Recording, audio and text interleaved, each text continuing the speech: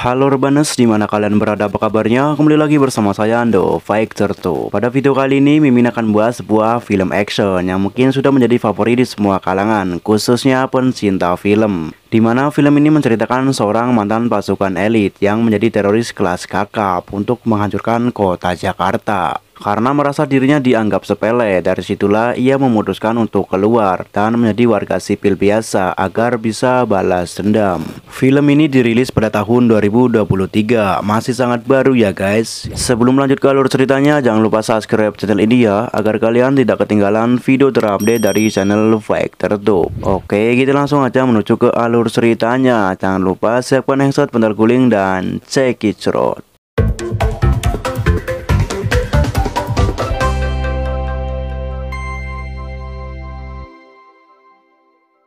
Di awal film kita diperlihatkan seorang pria yang sedang memandangi foto istrinya yang sudah lama meninggal. Sebut saja pria tersebut namanya John. Lalu scene berganti, terlihat Oscar dan teman lainnya begitu bahagia karena ia mendapatkan uang sebanyak 100 miliar. Mereka semua bekerja di sebuah kantor keuangan atau seperti saham, jadi saya tidak tahu halal atau enggaknya.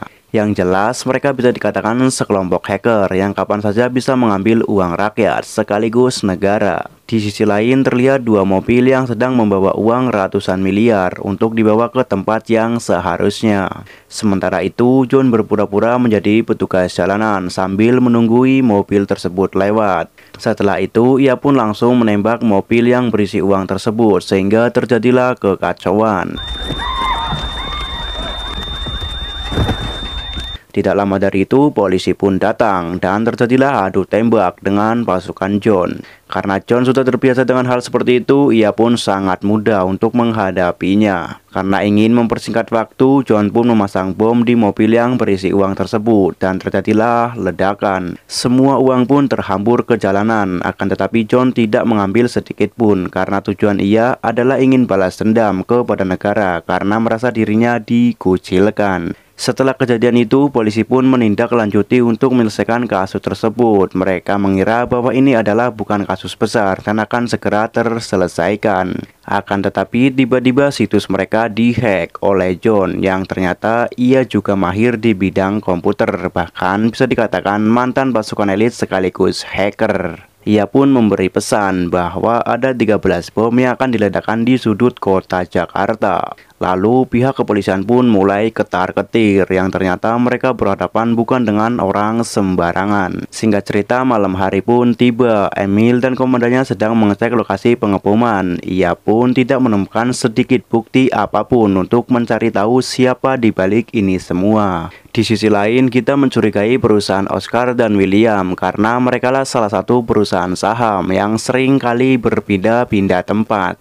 Lalu Fajar pun meyakinkan komandannya dengan mengatakan bahwa mereka sudah beberapa kali pindah-pindah kantor, salah satunya di Semarang dan Bali. Dengan cepat ia pun percaya dengan apa yang diucapkan mereka berdua tanpa komandan sadari bahwa mereka berdua adalah salah satu orang suruhan John. Lalu ia pun menyuruh Emil dan pasukannya untuk mendatangi kantor Oscar dan menangkapnya. Apa nih? Pak, salah kami apa ya, Pak? Setelah mereka tertangkap, ia pun dibawa ke ruangan interogasi untuk dipertanyakan tentang kejadian tadi siang. Akan tetapi Oscar dan William sama sekali tidak tahu dengan kejadian itu. Emil yang marah pun menekan mereka agar mengaku. Karena merasa terancam, Oscar dan William pun akan mencari bukti bahwa ia benar-benar bukan pelakunya.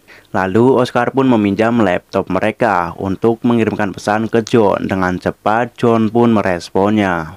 Dari situlah mereka bisa melacak di mana keberadaan John sekarang. Lalu saat akan dicek untuk memastikan lokasinya benar, seketika Fajar pun mengabari John bahwa polisi akan segera datang ke lokasi. Komandan sempat ragu dengan lokasinya karena mereka tidak mungkin memberikan keberadaannya begitu saja. Tanpa pikir panjang, ia pun menyuruh Emil dan pasukannya untuk ke lokasi tersebut untuk mengamankan tempat itu. Sementara itu, komandan dan lainnya memantau dari CCTV yang ada di gedung tersebut. Setelah sampai, Emil pun menyuruh anak buahnya untuk masuk. Tidak lama dari itu terjadi adu tembakan. Emil pun bergegas menghampirinya. Seketika suasana menjadi kacau, semua orang yang ada di gedung tersebut berteriak dan kabur ke sana kemari. Di sisi lain, Waluyo anak buah John sedang mencari tahu situs CCTV gedung tersebut untuk memblokirnya. Sementara itu, Emil dan pasukannya sedang adu tembakan. Ia pun mulai keteter karena pasukan John begitu banyak. Scene berganti, Waluyo berhasil menemukan situs CCTV gedung tersebut, lalu ia pun memberitahu John. Dan seketika CCTV tersebut diblokir, lalu John pun melakukan aksinya. Di sisi lain, komandan dan lainnya pun panik. Ia menyuruh Fajar untuk menghidupkan kembali CCTV gedung tersebut. Setelah dicari tahu, akhirnya ia pun berhasil menyalakan CCTV-nya kembali. Yang padahal emang sengaja Fajar mengirim situs CCTV tersebut kepada John agar lebih mudah untuk dibajak. Lalu komandan pun kembali komunikasi dengan Emil dan menyuruh untuk naik ke lantai 7. Setelah sampai di lantai 7, ia tidak menemukan apapun kecuali laptop John dengan gambar anime yang artinya mereka sedang dipermainkan. Tidak lama dari itu, tiba-tiba gedung sebelah meledak dan John bersama lainnya sudah berada di mobil dan akan kabur. Emil pun memberitahu komandannya bahwa mereka mempermainkan kita. Lalu ia pun mendatangi kembali Oscar dan William untuk mempertanyakan tentang lokasi yang mereka berikan. Dengan penuh kejujuran bahwa mereka benar-benar tidak terlibat dengan kasus tersebut. Dan mereka pun tidak tahu bahwa yang John berikan adalah lokasi palsu. Di kejadian yang sama, Fajar pun datang dan memberitahu bahwa John lagi-lagi membajak situs mereka, bahkan TV nasional, untuk kembali memberi pesan bahwa Indonesia sedang tidak baik-baik saja. Ia mengatakan keadilan untuk seluruh rakyat Indonesia harus ditegakkan, karena selama ini tidak ada pergerakan dari pemerintah, dan ia pun mengancam akan meledakkan 12 bom lagi dalam kurun waktu 8 jam sekali. 1 bom sudah diledakkan, masih ada 12 bom lain.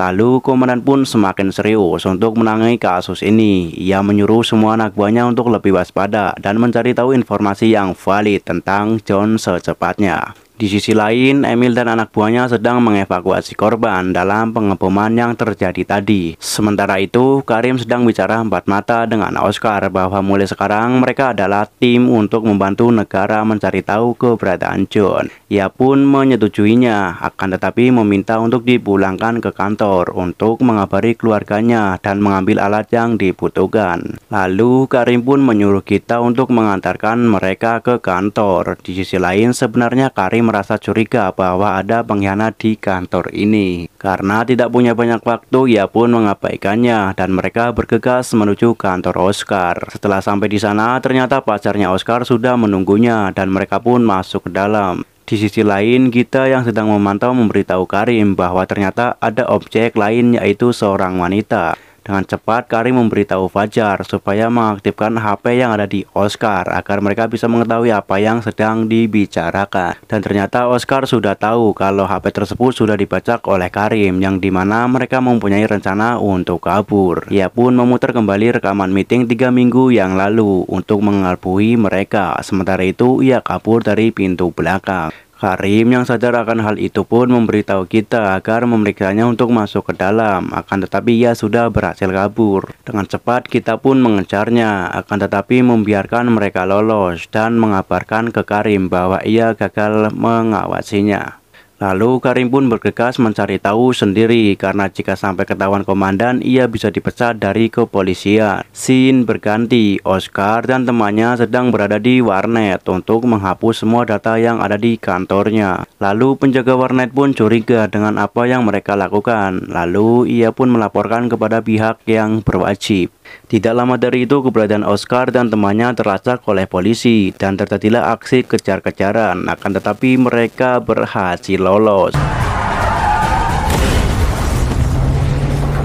Scene berganti, terlihat Emil dan anak buahnya sedang menggerebek salah satu rumah yang dicurigai. dan ia sempat melarikan diri, akan tetapi tertangkap juga. Lalu ia pun dibawa ke kantor untuk diinterogasi. Yang ternyata wanita itu adalah salah satu istri dari teman John. Ia pun mengakuinya bahwa saya adalah istri dari temannya John, akan tetapi saya sama sekali tidak terlibat dalam masalah tersebut. Lalu pihak kepolisian pun hanya terdiam. Di sisi lain ternyata John sudah mengetahuinya kalau istri temannya ditangkap polisi. Lalu ia pun menggerakkan pasukannya untuk meledakkan bom berikutnya. Akan tetapi Waluyo tidak setuju karena bom yang akan diledakkan adalah bom terakhir. Dengan keras John mengatakan siapapun yang menyakiti kita harus balas 2 kali lipatnya. Salah satunya dengan meledakkan bom tersebut.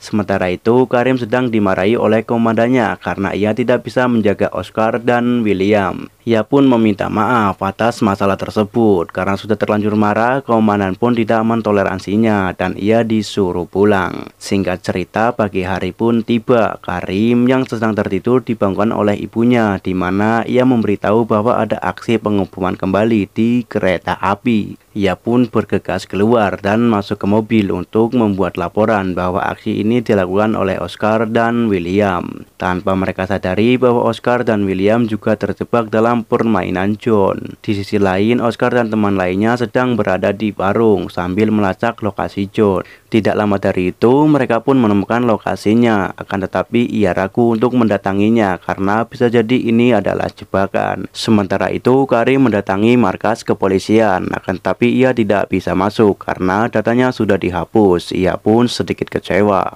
Lalu bergegas menuju ruangan dan mengambil tembak untuk menyerang ke markas John. Singkat cerita, malam hari pun tiba. Oscar dan teman lainnya mendatangi lokasi yang mereka temukan sebelumnya dan ternyata lokasi tersebut menuju ke sebuah gereja. Dengan terpaksa, ia pun bersama William masuk ke dalam. Sementara itu, pacarnya Oscar menunggu di luar. Yang ternyata benar saja, mereka juga tertipu oleh permainan John. Lalu ia pun dibawa kabur ke markas John. Pacar Oscar pun hanya bisa diam dan melihatnya. Ia langsung bergegas mendatangi tempat biliar yang ternyata jualan HP. Lalu ia pun membelinya dan langsung meminta pertolongan ke Karim. Scene berganti, Oscar, William, dan John sedang berbicara serius. Mereka membahas untuk bekerja sama. Akan tetapi Oscar tidak setuju karena ia menginginkan kehidupan yang damai dan bebas dari masalah. Lalu John pun menceritakan semua tentang kenapa dirinya menjadi sangat dendam kepada negara. Yang ternyata istri John meninggal karena gantung diri yang disebabkan karena depresi. Ia difitnah oleh tetangga dan teman-temannya melakukan penipuan tentang dunia peruangan yang padahal sama sekali tidak mengetahuinya. Waktu itu John sedang bertugas di daerah terpencil sehingga tidak bisa pulang. Di kejadian yang sama anak John pun sakit dan pada akhirnya meninggal dunia. Dari situlah John merasa tidak bisa menjaga keluarganya dan selalu terkurung dalam tugas. Karena frustasi akhirnya ia pun memutuskan untuk keluar dan menjadi teroris untuk menghancurkan kota Jakarta.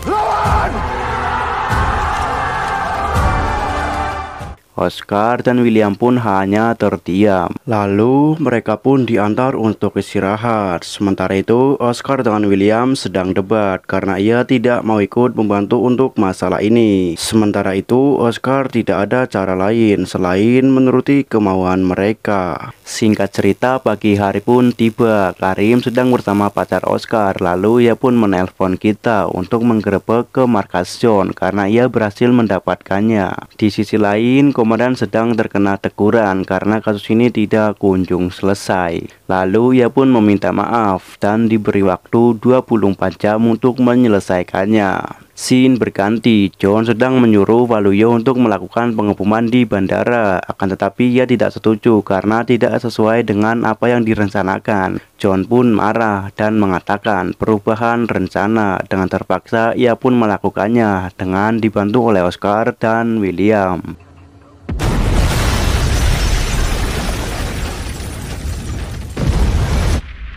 Seketika berita menyebar sampai terdengar di telinga komandan dan pasukannya Di sisi lain, Oscar, William, dan Waluyo sedang membicarakan untuk menghentikan masalah ini semua karena merasa ini sudah berlebihan. Lalu Oscar pun berusaha menghentikan situs bom yang masih aktif. Sementara itu Waluyo akan menutupnya dari server utama. Mereka sempat berhasil dan masih ada satu bom lagi yang belum dinonaktifkan. Tiba-tiba John datang dan menodongkan senjata. Lalu Waluyo pun berhasil kabur dan memberitahu kepada Oscar bahwa di agen kepolisian ada 2 pengkhianat. Dan untuk menonaktifkan bom tersebut harus di markas kepolisian karena 2 pengkhianat itulah yang menyimpannya. Di kejadian yang sama, John dan anak buahnya kembali mengejar mereka dan Waluyo berhasil tertangkap. Sementara itu Oscar dan William berhasil kabur. Di sisi lain, kepolisian berhasil menemukan markas John dan akan menggerebeknya di malam hari. Singkat cerita, malam hari pun tiba. Karim dan pacarnya Oscar sudah berada di markasnya John dan akan melakukan penyerangan lewat pintu belakang. Di sisi lain, John sedang memberi semangat kepada pasukannya bahwa malam ini akan menjadi malam kemenangan. Tidak lama dari itu, pasukan Emin pun datang dan terjadilah adu tembak. Oscar dan William berusaha untuk kabur, akan tetapi ya tahu sendiri, lari dari hujan peluru tidak semudah lari dari kenyataan. Sementara itu pacarnya Oscar akan ditembak, tetapi Karim berhasil menyelamatkannya. Scene berganti, komandan ternyata sudah mengetahui bahwa Fajar adalah pengkhianat, lalu ia pun akan menembaknya. Akan tetapi Fajar meminta maaf dan akan melakukan tugasnya dengan baik. Komandannya pun memaafkan Fajar, lalu ia pun kembali bekerja untuknya. Di sisi lain, Karim bertemu dengan Oscar dan William, lalu ia pun menyuruh pacarnya untuk keluar dan menunggu di mobil, sementara itu ia menyusul. Di kejadian yang sama, akhirnya John berhasil tertangkap oleh kita, akan tetapi ya inilah yang terjadi.